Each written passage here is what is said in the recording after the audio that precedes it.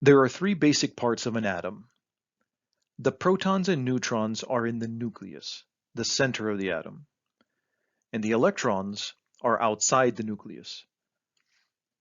Protons are positively charged, while the electrons are negatively charged. Neutrons carry no charge.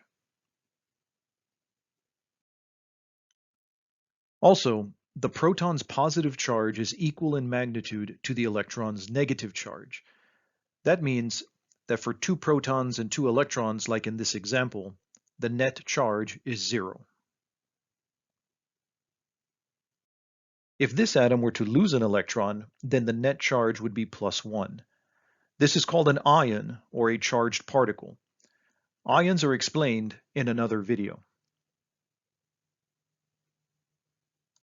Finally, the protons and neutrons in the nucleus have virtually the same mass, 1.67 times 10 raised to the minus 27 kilograms, while the electrons outside the nucleus have significantly less mass. Each electron has a mass of 9.11 times 10 raised to the minus 31 kilograms. This means that virtually all the mass of an atom is in the nucleus, and gaining or losing electrons will make no significant difference in mass.